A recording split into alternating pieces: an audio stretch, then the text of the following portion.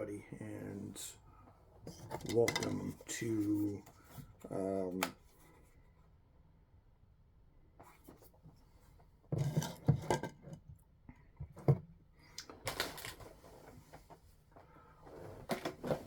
another gear change show here on a Saturday, usual time for the gear change show. Hello everybody, welcome back to one of these. I haven't done one of these in a while, and I think this is my first, well actually nah, this is my first one back, so this is my first one of the year. I don't think it is.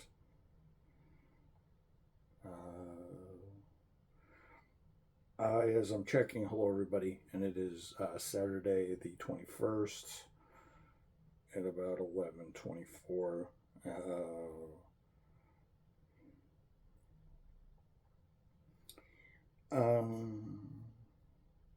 No, I have not. I have not done a gear change show. Last time I did a gear change show was 3 weeks ago, which was the Gilles de Ferran one, and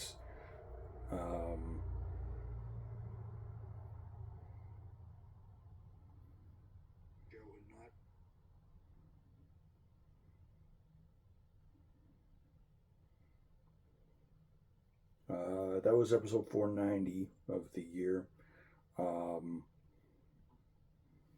So this is going to be the 7th episode of the year, and also 498. So we're 2 away from 500.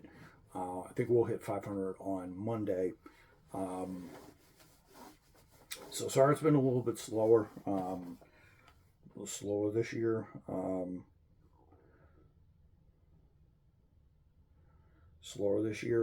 I've done 15 videos in 21 days, which is a better ratio than I did the last couple of years. I've only done like 7 or 8. I only did like 4 or 5 episodes, maybe 4 or 5 episodes, and then didn't do much else. So this is a good start to the year. And I think this is episode 16th overall for the year, and I think this is also the 7th.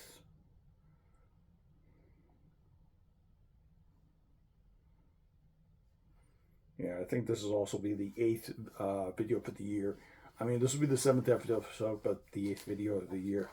So I would like to tell you, so you guys know me very well, during the gear change show, I usually talk about a topic. I usually talk about an engine, or I talk about,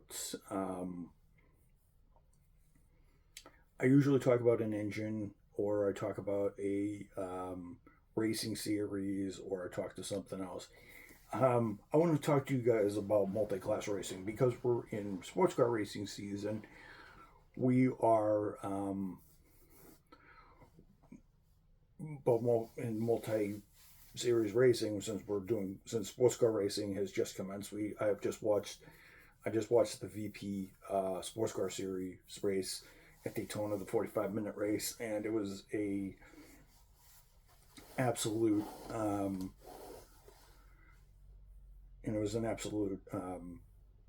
bombshell of a race. It was an absolute hit of a race. It was an absolute showstopper. Well, it wasn't a showstopper, but it was a good race. I mean, the GT race, the GSX race, was pretty fast. A Mustang by Coros, by Luca Mars, ended up winning by like 0.051 of a second, like half a car length or something like that. Which is great to get the racing season off to a good start. And that's a great thing to see them do that. But I talked to you guys about multi-class racing, and before I've talked to you guys that there's different divisions and stuff like that, and how these classes have evolved. But so what is multi-class racing? Since this is Daytona season, and for those of you who are just getting into it and haven't watched my previous gear change shows, this is the video for you. So when you multi-class race in sports car racing, usually there's more than one class on the track. Um, so back when I first started getting back into sports car, back when I started getting into sports car racing, there's four classes. There was in sports car racing, um, in endurance sports car racing, shall I say? So so usually there's a faster class, a somewhat faster class that's below that. Then there's usually a prototype or a GT class, and or there's a touring car class, or there's touring car classes, and stuff like that. So I've explained the differences between LMP2 and LMP2, LMP1, GTP, GT1, GTE, GT3, GT4, GT whatever, GT Super or whatever it is, or Super GT and stuff like that. So what is multi-class racing? What does it entail? Well, I'll give you an example from when I first started. And how does a race event usually divide? How do they divide track time, and how do they determine allocations for tires and stuff like that? I will try to get not too technical so you guys can follow it. So I'm going to make it easy for you guys. So multi-class racing is basically when more than one class is on the track at the same time, and they all have to interact with each other, and there's certain rules that they have to go by. And it's depending on what the car is, how much horsepower it has, what the aerodynamics are like, and it could be all down to who's driving it, because you can have a fast car that's going very slow that can be 3, 4, 5, maybe 6 seconds off the pace in a fast car, and then they can be in the middle of the pack maybe because either the motor's damaged or something like that. So generally I'm just gonna pick two classes for the whole thing. So let's just say there's GTP cars in a race against GT3 cars. Now, usually GT3 cars are usually, this year at the Rolex 24, the fastest lap time that's been set is like a 45.3 or something like, or 45.2. The fastest GTP time has been at Daytona has been 35 seconds, so about a 10-second difference.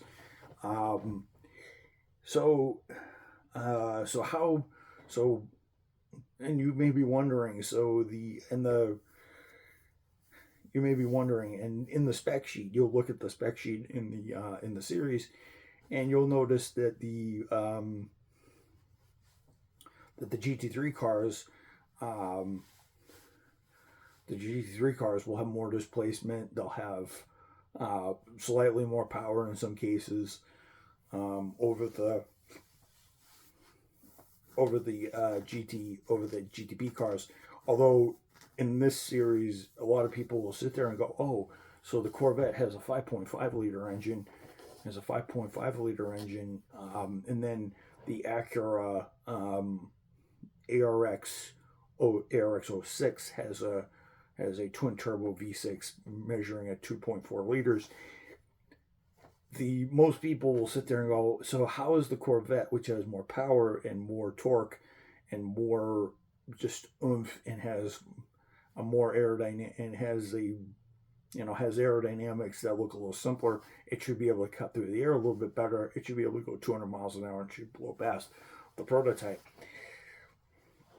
I tell people this. I said it's down to horsepower and weight. The GTP cars weigh about 2,300 pounds, and the 2,300 to 2,400 pounds, that's before fuel and stuff, weigh about 1,030 kilograms, which I believe equates out to which I believe the base one And now the base, so 1030 kilos. So I'm just gonna do some math for you. 2.2. So the Daytona prototypes weigh about have to weigh at a minimum of 2,266 pounds. And the GTs are supposed to be between 1250 and 1250, which is, and 1,300 pounds.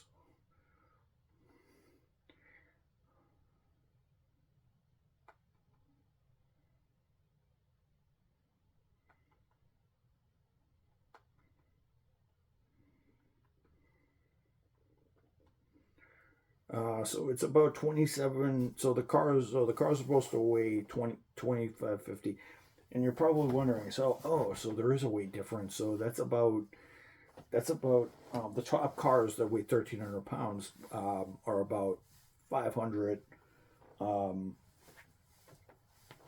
about 500 or 495 or some pounds heavier, and you guys are like, oh, that's not much. It's in race car terms, that shouldn't be that much. Horsepower will overcome that.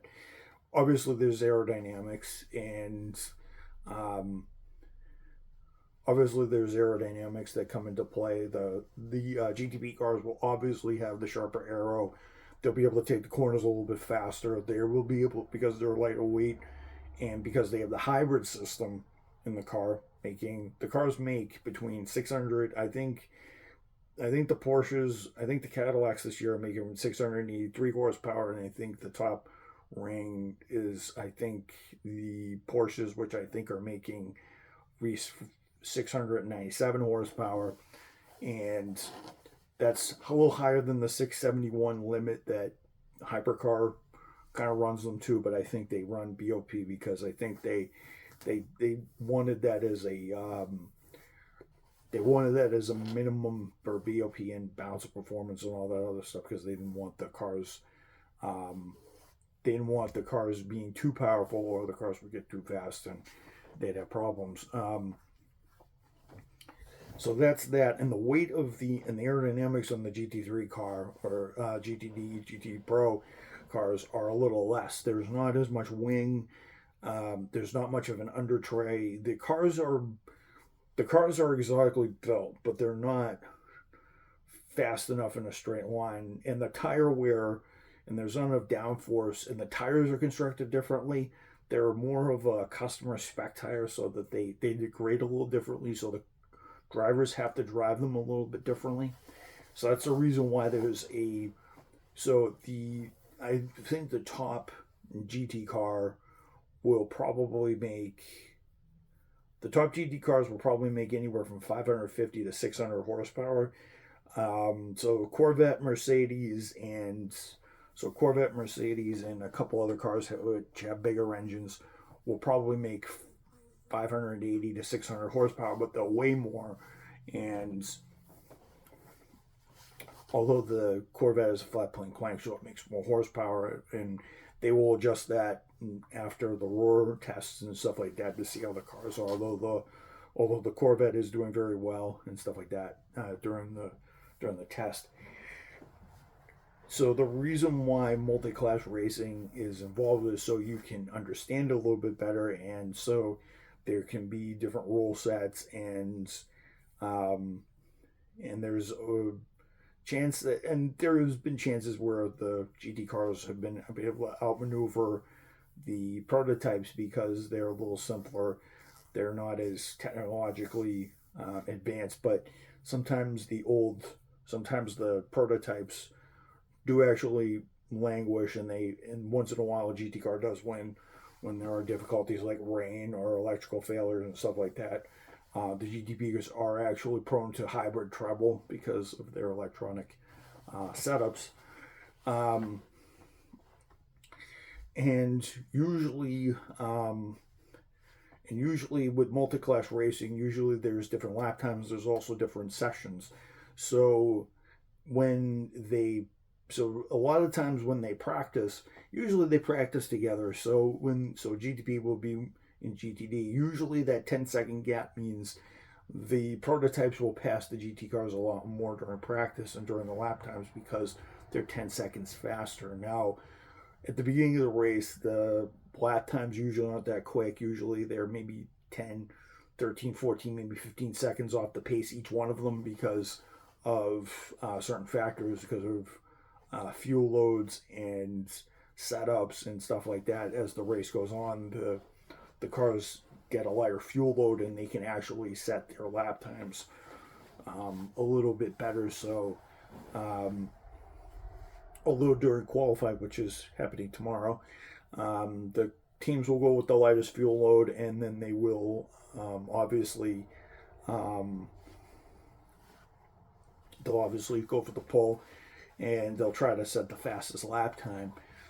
Fastest lap time, I think, set last year, I think it was a 34, and the fastest lap time set all time is I think like a 33.4 or something like that, set by a Cadillac. So although I think the cars are not, I think the cars are a little different, especially the way how they're driven and stuff like that. Like the drivers have to brake a little differently. That's another thing. The cars perform a little differently. The prototypes will be able to get off the brakes. Will be get on the brakes a little easier, and they can dive a little bit better. Although with the new GTP rules, the cars are probably stopping a little sooner because they have to recover the horsepower from the spec hybrid system. And usually, sometimes not always, the GT cars can actually corner just as fast as the on some tracks the GT cars can corner just as fast as the prototypes can. And sometimes, if during fuel loads and during different fuel loads, let's say during the end of a period, and at the end of a pit stop, and the GTPs just came out, they're going to be a little heavier, and they're not going to be able to move as fast. Their tires are still warm up. The GT guys are probably still trying to burn through their fuel since they last 2, 3, maybe 4, maybe 5 laps more than the prototypes. They can go around and battle the GT cars because their tires are starting to get to the end of their tire life, but they can still fight. Although once they get to a straightaway and the GTP car has warmed up its tires and can get the power down, it can zoom away from the GT cars. And with the new hybrid system, they can actually do that a little bit faster because there's a little extra torque at the edge of the motor. The other thing is with multi-class racing is you have certain racing etiquette and certain rules. So a GT car, so prototype, so the fastest car, doesn't matter what lap time it is, what lap time it's turning during a certain lap. If a GT car is slower than a prototype, and the prototype is on the lead lap and it's ahead of it, even if it isn't on the lead lap and it's 2 laps down, and the GT car is usually about 8, 9, maybe 11 laps down on that car, the GT car has to let the prototype by. And a lot of people are saying, well, no, it's racing. They should be able to keep them behind them. There have been instances where as I said, the GT cars have been stronger on straight line speed when the tires of the prototypes have been weaker. Classic case in point, during the 1970 Rolex 24 or the SunTrust 24, whatever, the Pepsi Cola Challenge 24, whatever it was called back in 70. There's a famous excerpt from John Gottlieb's book where he actually raced Mario Andretti in a prototype, a prototype 12S that had 550 horsepower, and I'm pretty sure the L80, the 454 LS5 or the LS5 Corvette, or the 454 Xeon Z01 motor in the Corvette that he had around, I don't know, 450, 460 horsepower. And the Corvette was on pressure tires, and Andretti was entering the edge of his stint. And what was interesting was the Corvette weighed about 2,900 pounds. This was a stock car. There was no sound deadening. They only took out what they could, but they maybe took out maybe 100 pounds. The car may have been about, it was a convertible, so it weighed less. So the car maybe weighed about 2,800 pounds. Some of the sound deadening out. And the Ferrari, mind you, was about 15 to 6, was about 1,800 pounds. It was about 1,750 pounds. Andretti came up on Gottlieb, and he was trying to pass Gottlieb. And when he got on the straightaways, he was able to get Gottlieb. He was able to get Gottlieb a little bit. He wasn't able to get Gottlieb. Gottlieb was able to walk away from him a little bit. When they got the little twisty bits inside the, you watch the track video that I did. When you go through the hairpin, when you go through the little hairpin in the International Horseshoe, then the kink, and then the West Horseshoe, that's when Andretti would actually come up on him and actually pass him. As soon as they got to the straightaway, as soon as they got off turn, as soon as they got out of the International Horseshoe, went down the long straightaway and went on to NASCAR turn 1, Gottlieb would hit the throttle and he'd go jump ahead of the Ferrari. And they did this for about maybe a lap and a half. For maybe about, I'm going to say maybe half of a lap, maybe a lap and a half, I can't remember, but and the more he had to race Gottlieb, the worse it got. I think it was by the time they got out of NASCAR turn, by the time they got to NASCAR turn 3, NASCAR turn 3, that they, by the time they got out, I think it was a lap and a half, because they ended up coming up to the NASCAR turn 1, and his tires were completely, and he was just able to go ahead. There was no Le Mans or bus stop chicane. There was no Le Mans or bus stop chicane back then. It was just a flat. The road course was not the same as it was back in 1970. Daytona 24 layout.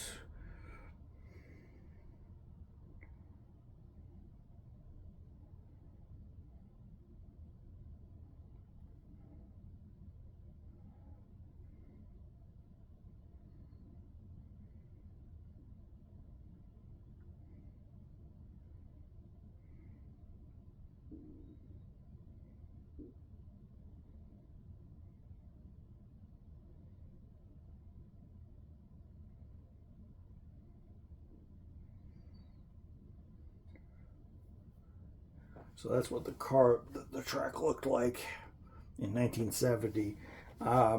There was no bus stop chicane, so the cars just charged on. So the Ferraris were able to couldn't really use their actual all the horsepower. They got close, but I think after a while he was able to get around him, and he ended up passing him again, and I don't think Andretti passed him. So that's one instance that the faster car was not slower than the class car. And Gottlieb actually had a hardtop roof on the car. He didn't have a coupe like he should have. He could have actually had a little bit more aero, a little bit more power if he did that, but obviously he wanted lightness. So usually the etiquette is when the car's faster than you, and usually cars are a little bit better. I think it's because Andretti was trying to chase the Porsches, which he was never going to do. He was trying to wring as much out of the car, and unfortunately got to a fight with a little Corvette Roadster, and he won. And that little Corvette Roadster won. So it's one instance where the small car, the small class GT car, was actually able to go up against and some of the purpose-built C3 cars at the time had trouble keeping their wheels upon them, but Gottlieb absolutely annihilated 512. But I'm pretty sure once the Ferrari got fresher tires, I'm pretty sure Andretti, whoever he was driving, was able to drive around that Corvette on a regular basis because of the power and the top speed. But so usually what happens is the marshals will wave the blue flag. You have to let off the gas or let the prototype, or give the prototype enough room to go by and let it do its thing and go on to the lead battle, especially if there's a lead battle going on. Usually racing etiquette, if there's a lead battle going on, usually you're not supposed to get in the middle of it or anything. Usually some GT drivers are very negligent and they don't remember to do that. So remember to do that. So, and the other thing about multi-class racing is they have different, is when they qualify, they also qualify differently. So so before the race, GT3 usually qualifies first. They set their lap times, and then the bigger GTP cars prototypes will end up qualifying, do their qualifying time. And usually those sessions are about 15 to 20 minutes a piece, depending on the track and stuff like that. Usually it doesn't matter whether it's a Daytona, Sebring, it's usually about 15 minutes. And usually you get those 15 minutes to do that. And the reason why they don't do inclusive qualifying like they do at Indy, and why they don't do inclusive qualifying like Indy or NASCAR, is because you want to get the best lap you want to ever get. And you want to get the best lap you can get out of everything. But with GTP cars, the GTP cars can run and get their best lap time out of their car and not get impeded by a GT3 car, which is 10 seconds slower, and have to do things. Although they can get impeded by their own kind, because there's a GTP car that can be too slow. They can be 5-6 seconds off the pace because the car got rebuilt and whatnot. And one of those cars can turn into a rolling chicane, as they call it when they say rolling chicane. It's a car that's going fast enough to be on the racetrack, but not fast enough to be in contention or be a threat to the leaders or anything like that. And usually that's when accidents happen, and usually they have to do that. But modern GTP cars, there's a usually percentage rule of the finisher. You have to be a certain percentage of the lap times and stuff like that in order to be in the field. Formula One sort of started that with the 107% rule, because they didn't want just any cars on the grid. I mean, it's the top of the top, but and then there's different. And then when the cars are broadcasted on the TV, usually the TV crew will put a diagram or a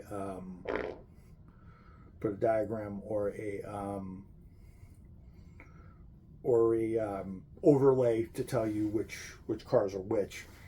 And usually the GTP cars will be at the top, and the GT3 cars will be in a different color at the bottom of the screen with the names, the lap, and the distance behind the leader, and the distance behind the leader in that class, and the distance behind the leader in that class. If you want a more detailed thing, you usually have to go online, timsa.com or whatever sports car series it is, to tell you the lap timing and scoring for the race, because you'll know lap times, pit stops, the fastest lap of the race, and usually the fastest driver in the car.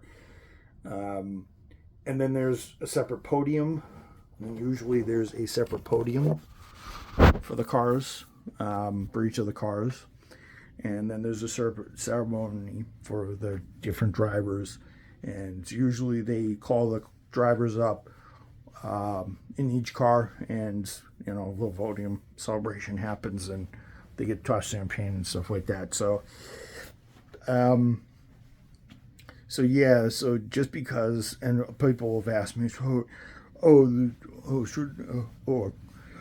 that Corvette should be able to take down that. Well, the Corvette has, and a lot of people ask me with the LMP2 cars getting pinned back to 560 horsepower. A lot of people sat there and says, "Oh, the Corvette usually has the Corvette 06 has 670 horsepower and stuff like that." I'm going to get into BOP and racing parity right now. I have to cover it, unfortunately, because it's part of multi-class racing. So a lot of people will sit there and like, "Oh, the Corvette Z06 has, the Corvette GT3 is based on the Z06. That must have the 5.5. That must have 670 horsepower, and they must be able to open up to 700 because of racing camshafts and the exhaust and all that other stuff." You'd be right. They could do that, but they would also be faster than all the other cars, and the Corvette might have the advantage. And then they'll sit there like, "Oh, I'm like, "Oh, no, the Corvette, it says on the spec sheet on the Corvette 06 that is 670 horsepower, and I've seen guys tune it up to 800-900 horsepower, and the old Corvette race cars used to be turned at 750-800 horsepower. They could drive around the prototypes if they wanted." At one point, I usually correct them. I say, yes, at one point there were Corvettes that could go 220 miles an hour at Le Mans and Daytona, but that was the Greenwood Corvettes with the big 7.7 liter, 750 horsepower, big block sledgehammers. Unfortunately, you can't run a block that big anymore. Back then, I believe in IMSA, you could run 8 liters, or you could run about 8 liters or more. Forget what the capacity was. I think it was whatever you could. I think the capacity limit back then was like 8 liters, although I think they opened it up to anything because it was a GT car. You could run what you wanted, I guess as long as it didn't crash or anything, it could actually drive around without being a missile and running into the wall and blowing up into a fireball. It was okay. So the reason why a Corvette Z06 R cannot run as fast as a GTB car is because as I said before, they can only run between 550 and 600 horsepower, and most of the cars run that much because that's what's in the air restrictors and that's what's in the setup. So, and they also have to run a different wing and all this other stuff, so they can't. Even if the Z06R was allowed to run 700 horsepower, don't think it would be the cars weigh, because of the way how balance of performance between all the cars is, between all the data. Usually GT3 cars weigh between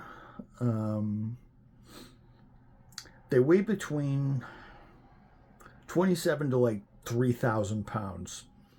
The Mercedes-Benz AMG GT3 weighs 1,390 kilograms, which is like 3,000 pounds, like 3,020 something odd pounds, or 3,000 plus pounds, plus weight of fuel, plus weight of 100 and some liters of fuel is another, I think at least another, at least another 100 pounds or something like that. So the cars weigh somewhere in, I think the cars weigh another, I think the cars weigh 3,000, 3,200 pounds. The cars are very heavy. So just because the Corvette weighs, I think in BOP terms, I think it's 335 kilos, which I think is around 2,900 pounds, which is around, actually, I'm going to do the math for you because I don't want to sound like a dunce.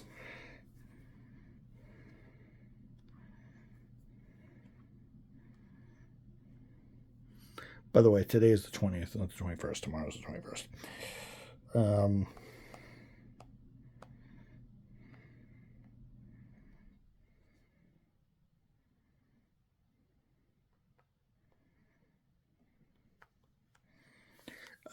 That's about 2,935 pounds. Plus, you have to factor in another 100 pounds of another 100 pounds worth of fuel. It comes out to around 3,040 pounds and something like that. So, yeah, the Corvette will have at least. So the Corvette will, yes, the Corvette can have at least, I don't know. The Corvette will have around 700 horsepower, but it still has to overcome that 3,000 pounds worth of mass, that 2,900 pounds worth of mass. So, and the last time I checked, laws of physics, can't really defeat them that way. Doesn't matter what you do with it.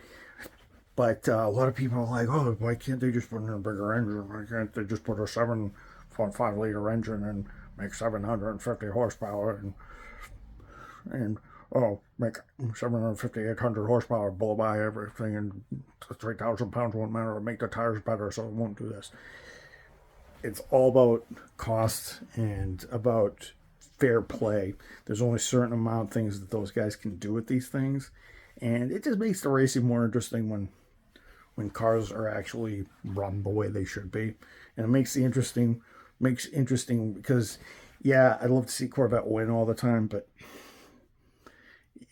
I'd like to see a close battle of the Corvette and the Mustang and the Porsche and the Ferrari and McLaren all dice it up and getting door to door. At least that's what sports car racing is supposed to be all about, you know. But yeah, that is my gear change show for multi-class racing and an explanation of it. I may do more of an explanation. I won't do, actually. I think I gave you guys an explanation. As long as it's playing by the rules, playing certain speeds, aerodynamics, and qualifying procedures, and letting cars by and just playing nice and not wrecking each other. So, all right, guys, this is the Gear Change Show here for episode 497, 498. Can't remember since I've lost count, since I've done so many of these things. But I'll catch you guys tomorrow. I'm going to try to record one early. No promises. But I bid you guys all a good night. Hope you guys enjoyed this episode. Good night.